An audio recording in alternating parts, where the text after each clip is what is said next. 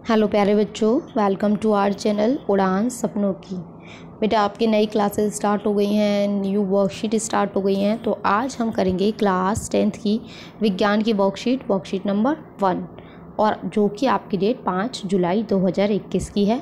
तत्वों के संकेत, प्रतीक और उनकी संयोजकता के बारे में हम पढ़ेंगे। क्लास 9th में आप पढ़ चुके हैं, वही सब आपको थोड़ा और आगे पढ़ना है। 9वीं कक्षा में आपने धनायनों और ऋणायनों के बारे में पढ़ा है ना।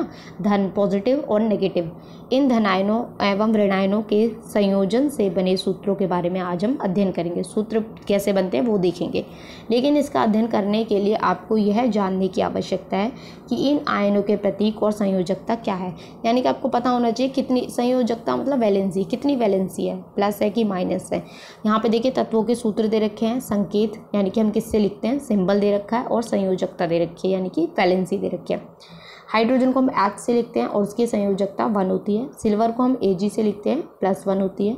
सोडियम को Na से लिखते हैं और +1 होती है। पोटेशियम को K से लिखते हैं, +1 होती है। कॉपर को Cu से लिखते हैं, +1 और +2 होती है इसकी वैलेंसी। मैग्नीशियम को Mg +2, जिंक Zn +2, कैल्शियम को Ca +2, आयरन को Fe +2, एल्यूमिनियम को Al +3, ऑक्सीजन को O -2, सल्फर को S -2, नाइट्रोजन को N 3 और 5, फॉस्फोरस को P 3 और 5, अमोनिया NH4+1। ठीक है, तो आप यहाँ से ये सब आप देख सकते हैं सिंबल। ठीक है, आप नीचे देखते हैं ऋणायन यानी कि नेगेटिव। हाइड्रोक्सिल को OH लिखते हैं, -1 वैलेंसी होती है। क्लोराइड को Cl लिखते हैं, -1 होता है। देखिए क्लोरीन को भी Cl लिखते हैं और क्लोराइड को भी Cl लिखते हैं, तो ये थोड़ा देखना पड़ेगा। ब्रोमाइड को Br लिखते हैं और ब्रोमीन को भी Br लिखते हैं, -1। आयोडाइड को I -1, नाइट्रेट को NO3, नाइट्राइड को NO2, इसमें कन्फ्यूज़ हो जाते हैं बच्चे। एसीटेट को CH3COO, बाइकार्बोनेट को, हाइड्रोजन कार्बोनेट को बाइकार्बोनेट भी कहते हैं, कार्बोनेट CO3। ठीक है, तो ये सब आप देख लीजिएगा। फॉस्फेट को PO4, और ये सारी इसकी वैलेंसी दे रखी है। अब आपको कुछ तत्व और आयन ऐसे मिलेंगे जिनका प्रतीक एक है लेकिन नाम अलग अलग। कैसे? ऑक्सीजन और ऑक्साइड, अब इनको हम किससे लिखते हैं, O से लिखते हैं दोनों को, लेकिन नाम अलग अलग है। सल्फर और सल्फाइड S से लिखते हैं। नाइट्रोजन और नाइट्राइड N से लिखते हैं। क्लोरीन, ब्रोमीन और iodine, chloride, bromide, iodide, chlorine को Cl से लिखते हैं और क्लोराइड को भी Cl से लिखते हैं। ब्रोमीन को Br से लिखते हैं और ब्रोमाइड को भी Br से लिखते हैं। आयोडीन को I से लिखते हैं और आयोडाइड को भी I से लिखते हैं। तो भाई ये बहुत सारी चीज़ें हैं जो एक जैसी हैं। ठीक है, सिंबल एक जैसे हैं। सूत्र कैसे निर्माण करते हैं ये बहुत इंपॉर्टेंट है, आपको आना चाहिए। धनायन एवं ऋणायन की संयोजकता के आदान प्रदान से सूत्रों का निर्माण होता है। देखिए कैसे। मैग्नीशियम क्लोराइड का आपको फॉर्मूला बनाना है, तो मैग्नीशियम को Mg लिखते हैं, क्लोराइड को Cl लिखते हैं। मैग्नीशियम की वैलेंसी +2 होती है, क्लोराइड की -1 होती है। आपको कुछ नहीं करना है, वैलेंसी को पलट देना है, बदल देना है। इसकी वैलेंसी इसके पास पहुँचा दो, इसकी वैलेंसी इसके पास पहुँचा दो, और लेकिन पहुंचानी कहाँ है, नीचे लिखना है। जैसे Mg को लिख दिया, Mg1 को हम लिखते नहीं है। Cl के साथ क्या आएगा 2, तो Cl के नीचे 2 नीचे लिखना है। संयोजकता सदैव तत्व या मूलक के नीचे दाईं ओर लिखी जाती है। ठीक है, मूलकों में यदि किसी संख्या का लिखा जाना आवश्यक है तो उसे कोष्टक में डाल दिया जाता है और फिर संख्या लिखी जाती है।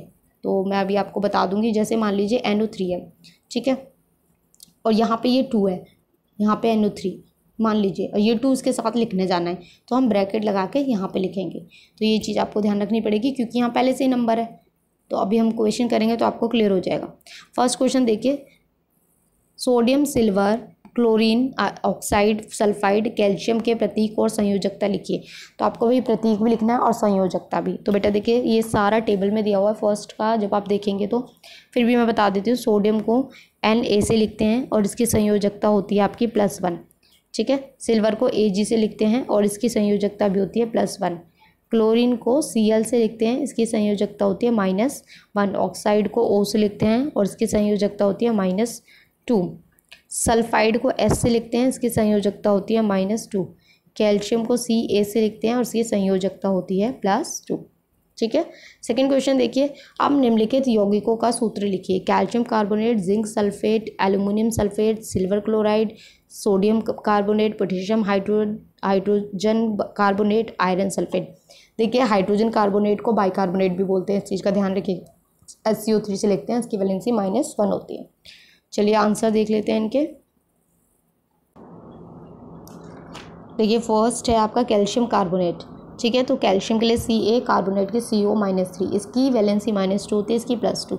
जब दोनों में वैलेंसी एक जैसी हो तो आप दोनों को हटा सकते हैं, तो मतलब 1 ही मान लो और इसका सीधा आंसर हो जाएगा CaCO3 आपका आंसर हो जाएगा। फिर है जिंक सल्फेट। जिंक के लिए हम लिखते हैं Zn, सल्फेट के लिए लिखते हैं SO4। इसकी आपकी वैलेंसी होती है -2 और जिंक की होती है +2, तो ये +2 -2 कैंसिल और ZnSO4 आप सीधा लिख सकते हैं। फिर है एल्युमिनियम सल्फेट। एल्युमिनियम को Al से लिखते हैं, सल्फेट को SO4 से। इसकी वैलेंसी -2 होती है, एल्युमिनियम की +3 होती है। वही क्रॉस करेंगे, एल्युमिनियम के साथ 2 आ जाएगा, Al2, और SO4 के साथ आपका क्या आ जाएगा 3। ब्रैकेट लगाएंगे क्योंकि 4 पहले से लिखा है। बेटा माइनस के साथ -2 है तो इसका मतलब ये नहीं कि आप यहाँ माइनस लगाएंगे, ठीक है, इस चीज़ का ध्यान रखिएगा। सिल्वर क्लोराइड, यानी कि सिल्वर आपका होता है Ag और क्लोराइड Cl होता है। इसकी वैलेंसी -1 होती है और Ag की +1, तो 1 लिखने का कोई फ़ायदा नहीं है, तो इसलिए AgCl आपका सीधा आंसर हो जाएगा। फिर है आपका सोडियम कार्बोनेट। तो Na हो गया, सोडियम कार्बोनेट हो गया CO3। इसकी वैलेंसी -2 और सोडियम की 1, क्रॉस मल्टीप्लाई Na के साथ 2 और CO3 के साथ 1, तो 1 लिखने की ज़रूरत नहीं है कि ब्रैकेट लगा के 1 लिखो, ठीक है। फिर है पोटेशियम हाइड्रोजन कार्बोनेट। अब हाइड्रोजन कार्बोनेट को बाइकार्बोनेट भी कहते हैं, अभी आपने पढ़ा, और इसकी वैलेंसी होती है -1। ये मैंने अलग अलग लिखा है, आप ऐसे सीधा लिख लीजिएगा -1, ठीक है। यहाँ लिखने की कोई ज़रूरत नहीं है, सीधा HCO3 की -1 होती है और पोटेशियम की +1 होती है, तो ये दोनों कैंसिल आउट हो जाएंगे, तो आंसर सीधा हो जाएगा KHCO3। Iron sulphate. आयरन की वैलेंसी होती है -2, सल्फेट की आयरन की +2 और सल्फेट की -2, दोनों को क्रॉस करेंगे तो FeSO4 हो जाएगा, क्योंकि 2 है तो ये आपका क्या हो जाएगा, कैंसिल हो जाएगा, ठीक है। Copper sulphate. कॉपर होता है आपका Cu और सल्फेट SO4। SO4 की -2 होती है, कॉपर की +2 होती है, क्रॉस मल्टीप्लाई 2 तो सेम वैलेंसी है, प्लस माइनस है तो आप उसे भूल जाओ और हटा दो, तो ये CuSO4 आपका आंसर हो जाएगा। तो यहाँ होती है आपकी वर्कशीट कंप्लीट। आई होप आपको अच्छे से समझ में आई हो। तो प्लीज़ चैनल को लाइक करें, सब्सक्राइब करें, कमेंट करें और अपने फ्रेंड्स के साथ शेयर ज़रूर करें। Thanks for watching.